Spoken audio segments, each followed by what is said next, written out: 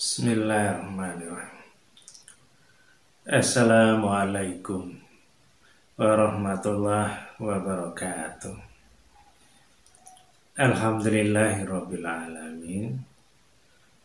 Wassalatu wassalamu ala asrofil anbiya'i wal mursalin wa ala alihi wa ashabihi ajmain. Saudaraku sekalian, pada kesempatan kali ini saya ingin menyampaikan sebuah tema yang terkait dengan firman Allah, yaitu yang bunyinya "Faman ya'mal misqala dzarratin khairan yarah, faman ya'mal misqala dzarratin syarran yarah", yang artinya barang siapa yang mengerjakan perbuatan baik, walaupun itu hanya sekecil atom, niscaya nantinya akan diperlihatkan. Dan begitu juga barang siapa yang mengerjakan perbuatan yang buruk, walaupun itu sekecil atom, maka nantinya juga akan diperlihatkan. Kira-kira arti terjemahan bebasnya seperti itu. Jadi siapapun itu, baik itu orang biasa, orang yang awam, orang yang berilmu, semuanya nanti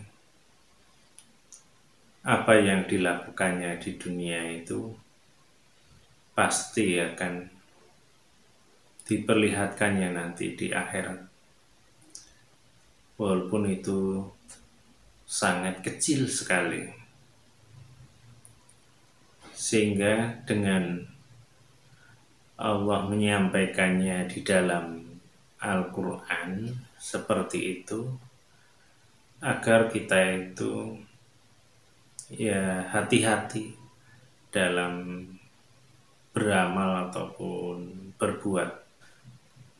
Karena apa yang kita lakukan di dunia ini bukan hanya diperlihatkan saja di akhirat, tetapi juga dihisab, dihitung, ditimbang. Kalau itu salah ya tetap menjadi dosa dan ada sanksinya, ada hukumannya. Kalau itu sesuatu yang baik juga, itu nanti akan ada balasan atau pahalanya.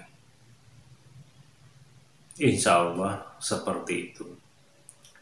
Dan kadang di dunia pun sebenarnya sudah juga dinampakkan akibat dari apa yang telah kita lakukan, khususnya bagi orang yang beriman.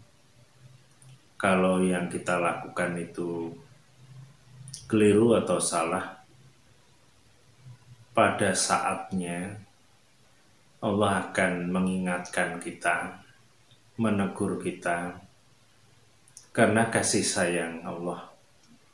Allah yang Rahman, yang Rahim, Maha Pengasih dan Maha Penyayang, agar kita itu kembali ke jalan yang benar. Karena seperti ayat Allah di dalam surat As-Sajdah itu yang bunyinya wala nudhiqannahum minal adzabil adna dunal adzabil akbar la'allahum yarji'un, yang artinya dan benar-benar akan aku azab, aku siksa dengan azab yang terdekat, yaitu di dunia sebelum yang di akhirat, yaitu neraka. La'allahum yarji'un, yang artinya mudah-mudahan mereka kembali. Jadi ayat itu memberi kabar kepada kita, peringatan kepada kita bahwa Allah itu benar-benar akan menghukum, akan menyiksa orang yang melakukan sebuah kesalahan, baik itu kecil ataupun besar.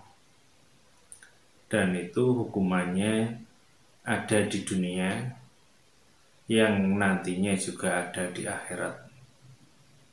Dan Allah berharap dengan hukuman itu, peringatan itu, agar kita kembali, dalam arti kembali ke jalan yang benar, agar tidak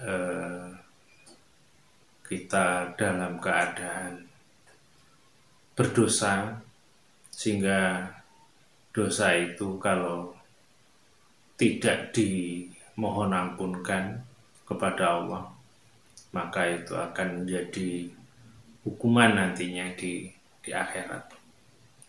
Dan itulah yang kadang kita tidak sadari, tidak kita ketahui bahwa apa yang menimpa kita di dunia ini yang tidak enak, boleh jadi itu karena kasih sayang Allah, karena ada salah kita yang belum dimohonkan ampun kepada Allah, sehingga Allah mengingatkan agar kita sadar dan kemudian tobat, mohon ampun kepada Allah, dan agar nantinya di akhirat tidak dihukum atas kesalahan kita yang pernah kita lakukan.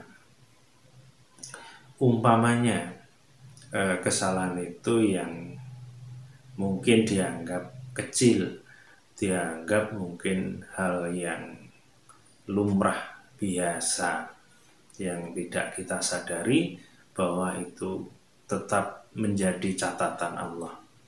Kalau yang namanya salah, ya tetap salah. Kalau benar, ya tetap benar. Dan semuanya ada balasannya masing-masing. Umpamanya salah satunya pikiran kita. Di dalam Al-Quran kita dilarang berburuk sangka, disuruh kita menjauhi prasangka, karena itu bisa mengarah dosa kalau kita berprasangka buruk terhadap orang lain yang kita sendiri sebenarnya tidak tahu apakah orang yang kita buruk sangkain tadi memang orang itu salah seperti itu atau tidak. Padahal Islam itu sudah mengajarkan tabayyun, klarifikasi. Kalau kita tidak tahu tentang keadaan seseorang, dan itu agar kita itu tidak salah menuduh, atau agar kita tidak buruk sangka tadi. Nah, itu kalau selama hidup ini pernah mungkin dulu puluhan tahun yang lalu mungkin kita buruk sangka kepada saudara kita yang lain, saudara seiman, umpamanya seperti itu. Dan itu salah, dan itu dilarang oleh Allah. Artinya itu menjadi sebuah dosa bagi kita.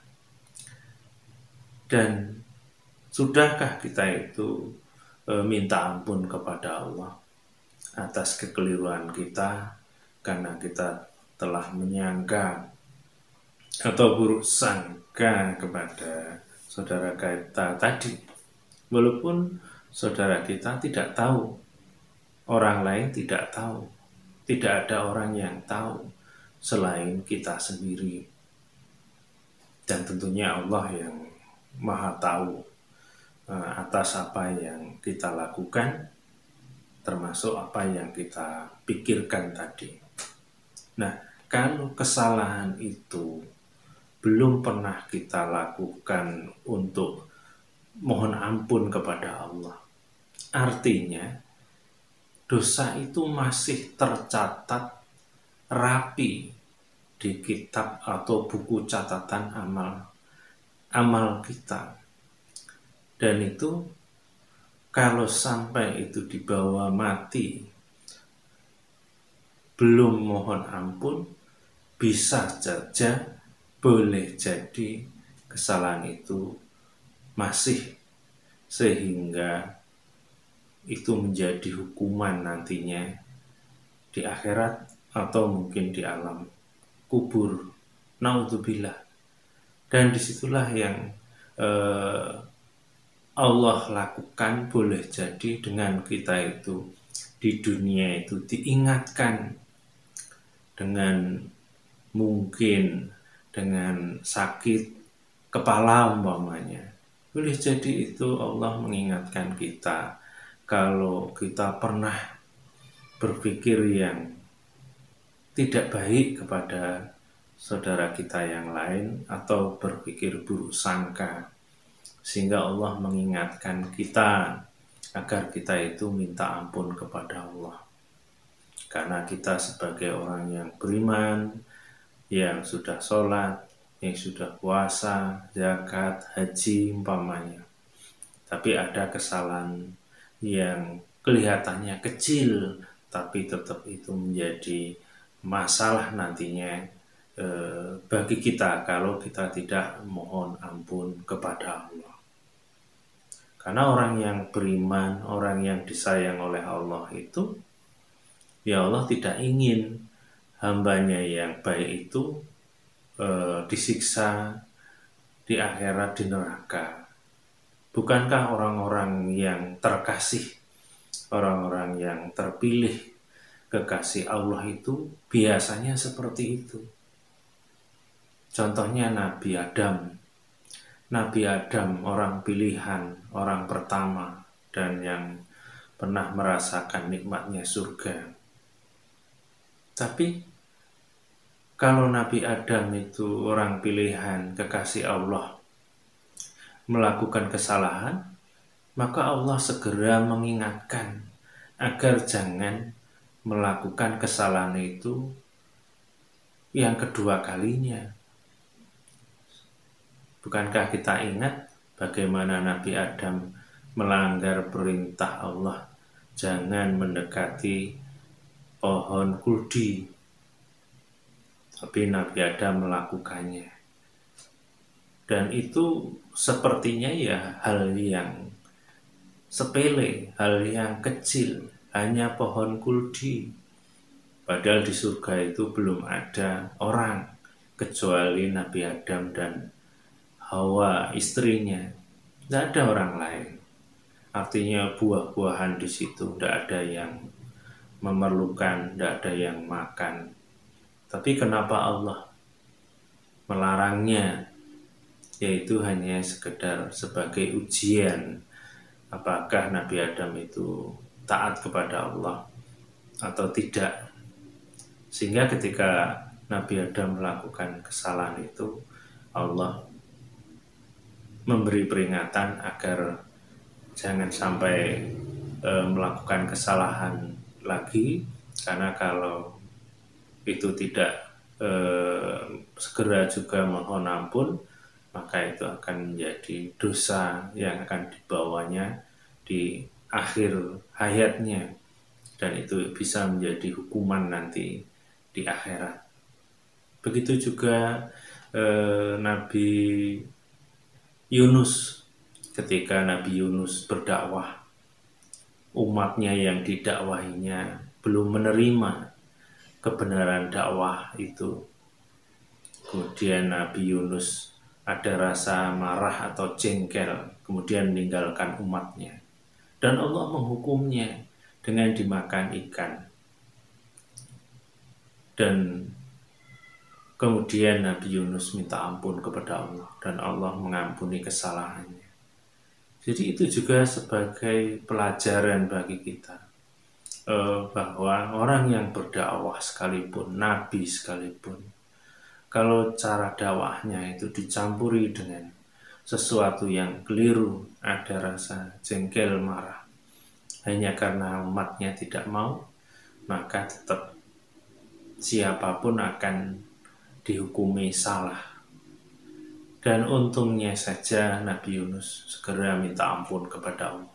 Dan Allah segera juga menegur itu agar jangan sampai hambanya yang terkasih akan mendapatkan hukuman nanti di akhirat. Karena itu sebuah konsekuensi, siapapun yang melakukan kesalahan sekecil apapun, seberat atom atau apapun, itu akan dibalas nantinya di akhirat. Maka untuk bagaimana agar supaya tidak mendapatkan hukuman itu, Allah segera memberikan peringatan, hukuman di dunia, agar kembali lagi ke jalan yang benar. Begitu juga Rasulullah ditegur juga oleh Allah dan ditulis di dalam Al-Quran, yaitu dalam surat Abasa. Rasulullah pernah bermuka masam kepada orang yang buta, dan itu salah, tidak boleh. Apalagi Rasulullah, kekasih Allah, orang pilihan, tidak ingin Allah itu hambanya yang terkasih, yang pilihan tadi, ada dosa yang melekat pada dirinya, walaupun kecil, walaupun hanya sekedar bermuka masam, dan itu pun terhadap orang yang buta, tidak melihatnya. Tapi kan Allah melihat bahwa itu tetap tidak baik. Dan itulah contoh-contoh itu yang ada di dalam Al-Quran itu, agar menjadi pelajaran bagi kita bahwa apapun yang kita lakukan yang kelihatannya kecil, tapi itu tetap menjadi catatan bagi Allah. Kalau itu salah, ya salah. Kalau itu baik, ya baik. Dan akan dibalas nantinya. Dan kalau dikaitkan dengan balasan yang ada di dunia, mungkin sesuatu yang tidak enak, teguran dari Allah, itu juga harus kita pahami bahwa apa yang kita dapatkan yang tidak enak itu biasanya dari salah kita sendiri. Bukankah Allah juga telah berfirman di dalam surat An-Nisa ayat 79, penggalan ayatnya yang berbunyi, ma'asobaka min hasanatin faminallah wa ma'asobaka min sayyiatin faminapsik, yang artinya apa saja yang engkau terima suatu kebaikan itu sebenarnya itu dari Allah, dan apa saja yang menimpa kita itu suatu yang buruk, sebenarnya itu dari salah kamu sendiri. Kira-kira artinya seperti itu. Jadi kalau kita itu menempatkan sesuatu yang tidak enak, itu memang itu juga takdir Allah, ketetapan Allah. Tapi dari hasil, boleh jadi dari kesalahan kita. Dan itu juga kita harus baik sangka. Karena Allah punya tujuan. Seperti di ayat tadi. Tujuannya ya untuk mengingatkan kita agar kita sadar bahwa kita ada sesuatu perbuatan yang kita lakukan itu salah, dan agar kita kembali ke jalan yang benar dalam arti tobat dan kemudian merubah, tidak melakukan lagi apa-apa yang pernah kita lakukan yang keliru atau salah itu. Nah, ini yang harus kita pahami. Jadi jangan sampai kita itu menyalahkan Allah, atau istilahnya cara memahaminya itu sepotong, tidak sepenuhnya. Umpamanya ketika mendapatkan suatu musibah yang tidak enak, kita hanya mengatakan ini hanya takdir Allah, ini sudah ketetapan Allah, semuanya sudah tergaris. Umpamanya seperti itu, hanya itu saja, tanpa berpikir kenapa Allah memberikan ketetapan takdir musibah kepada kita, kok nggak enak seperti ini, ada apa? Harusnya kita berpikir seperti itu. Tapi kalau kita sudah mencoba mengaji, mengkaji Al-Quran, nanti akan ketemu bahwa apa-apa yang menimpa kita kalau itu buruk, biasanya karena kesalahan kita sendiri. Karena kita bukan nabi, bukan rasul, orang biasa. Kalau nabi dan rasul boleh jadi memang murni ujian, boleh jadi seperti itu. Tapi kalau kita, ya kita harus menyadari kalau kesalahan kita itu boleh jadi sangat banyak. Salah satu contoh yang seperti saya sampaikan tadi, mungkin selama ini kita masih buruk sangka, itu kan sebuah kesalahan.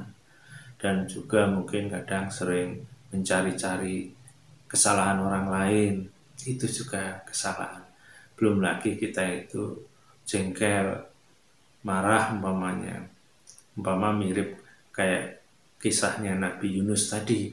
Kalau Nabi Yunus itu kasusnya dengan umatnya, mungkin kita kasusnya sebagai orang tua dengan anaknya disuruh ngaji atau disuruh sholat, umpamanya tidak mau, atau kalau sholat subuh itu kan agak sulit bangun, anak-anak dibanguni suruh sholat nggak bangun-bangun. Mungkin sebagai orang tua kadang ada kesalnya, ada jengkelnya, dan itu salah. Karena apa? Karena ya dakwah itu, mengajak kebaikan itu sudah ada aturan juga di dalam Al-Quran, yang mungkin kita sering mendengar kalimat ud'u ila sabili rabbika bil hikmah wal mau'izatul hasanah. Ajalah ke jalan Tuhanmu itu ya dengan hikmah, dengan bijaksana, dengan suri tauladan yang baik. Jadi tidak ada unsur marah, jengkel, tidak ada. Kalau ada berarti kita salah. Insya Allah seperti itu. Apalagi di ayat yang lain ada kalimat wa tawassau bis sabri wa tawassau bil marhamah. Memberi tausiah, memberi nasihat itu ya dengan sabar dan dengan kasih sayang. Jadi kalau kita mengaplikasikan ayat itu, insya Allah dengan sabar dan kasih sayang itu tidak ada unsur marah, jengkel, ataupun memaki, kan tidak ada. Artinya kalau selama ini kita masih atau pernah dulu mungkin melakukan kebaikan tapi masih diiringi kadang jengkel ataupun marah, artinya kita punya salah. Dan boleh jadi juga selama ini kita belum pernah minta ampun kepada Allah. Ya Allah, ampuni aku ya Allah, kalau dulu aku pernah mengajak orang lain, entah itu suami atau istri atau anak atau tetangga, untuk berbuat baik, entah itu ngaji, entah sholat, entah yang lain ya Allah. Dan ketika itu tidak dilakukannya, di dalam hatiku, dalam pikiranku ada rasa marah, ada rasa jengkel, ada rasa kecewa.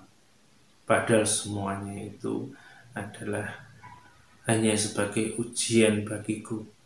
Sehingga kalau saya dulu seperti itu, berarti sayalah apa yang saya lakukan itu keliru menurut Engkau ya Allah.